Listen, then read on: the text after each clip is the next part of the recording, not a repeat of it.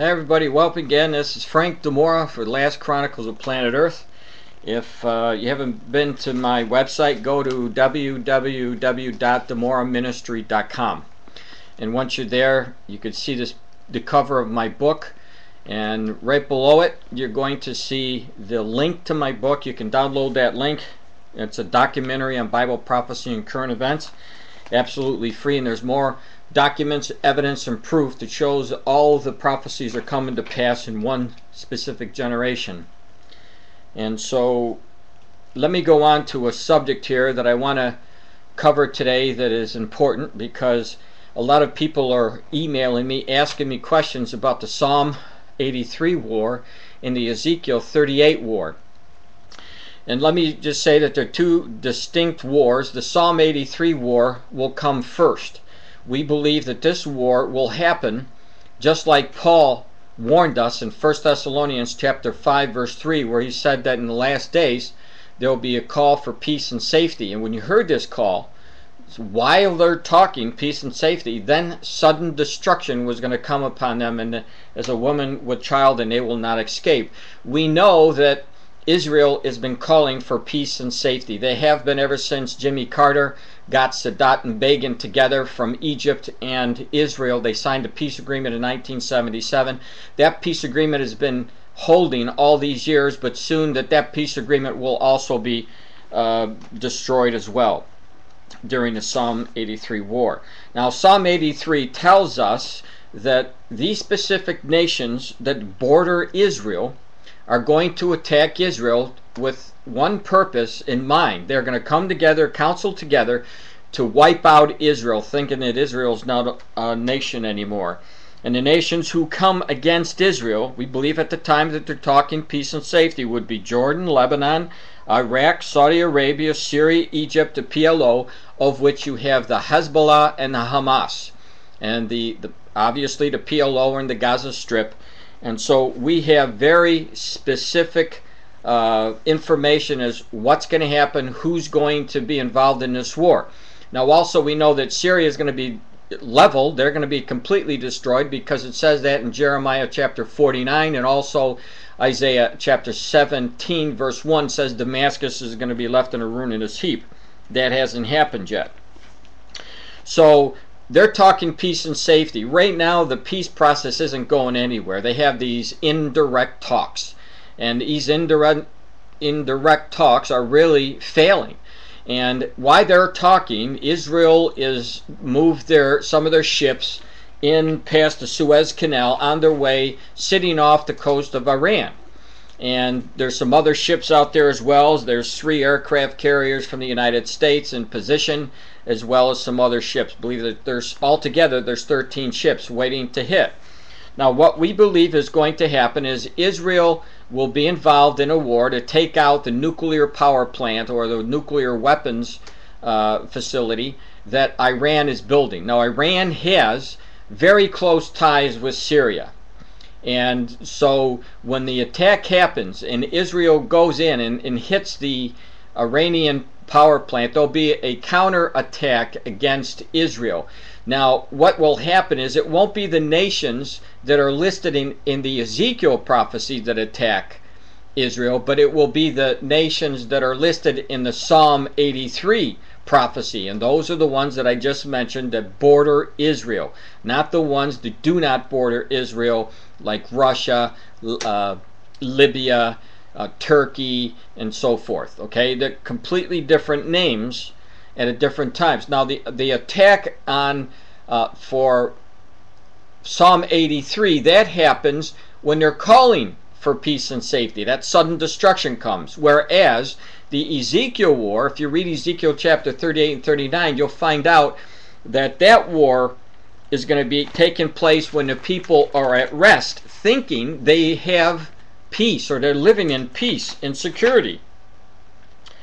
And so in let me read you Ezekiel 38:11. It says, "And thou shalt say, I will go up to a land of unwalled villages. I will go to them that are at rest, that dwell safely, all of them dwelling without walls, or having neither bars nor gates." Now that means no walls, no bars, no gates. security buffers between Israel and their enemies. All right, according to Ezekiel, it says that there aren't any more. Right now, Israel has those walls. Okay, they have that 320-mile wall that's 20 foot high, keeping the Palestinians away from the Israelis. And they're in the process of building an underground fence between Egypt and the Gaza. So we see walls, bars, and gates right now. So that shows us that they're not talking about the Ezekiel war, because the Ezekiel war, we see that there aren't any. So what will happen is when the attack happens, there's the attack right there. The attack happens. Thanks. Perfect timing. The attack happens. Then what happens is the Israelis will mount an offensive, and they will hit those nations bordering Israel who have attacked them to wipe them out.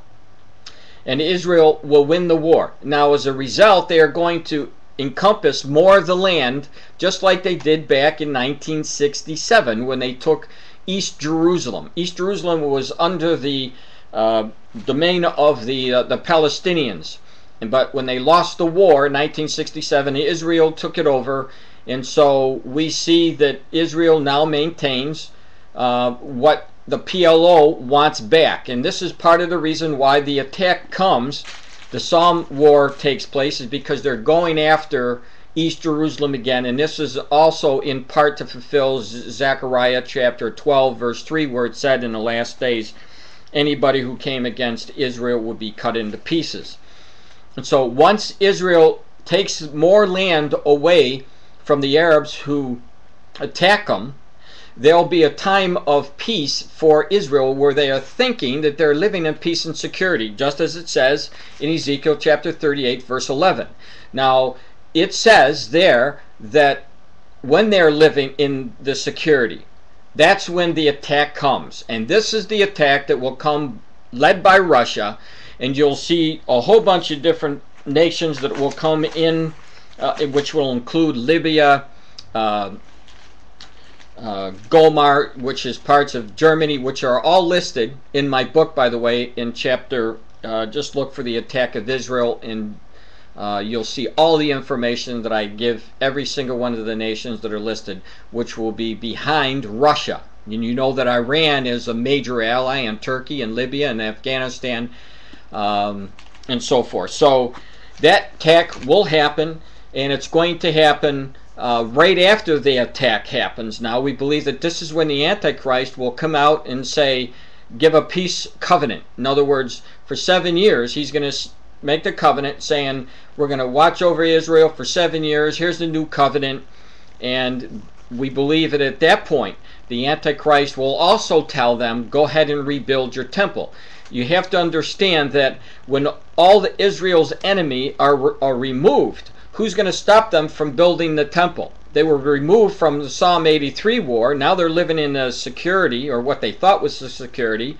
And then during the Ezekiel war, God will destroy those massive armies. Antichrist will come out. He'll make a covenant. And we know that it's for a period for 7 years, because in the Ezekiel chapter, we are told that Israel is told by God not to cut down any of the trees in their forest for 7 years. That's the length of the tribulation period. So we see that the beginning of the tribulation is at right after the war. So when does the church get taken? Well, we could be taken out during that war or immediately right after that war. Only God knows. But the point is this, just to be ready, because we do know that the church is going to be leaving, and we're going into heaven for that total period of 7 years, which is called the rapture of the church. Now, if you haven't received Jesus, you better do it now, because we're approaching the first war, Psalm 83, and you'll see all the proof at my website when you see the Psalms war. So I hope this helped you bring together the two wars. Thank you.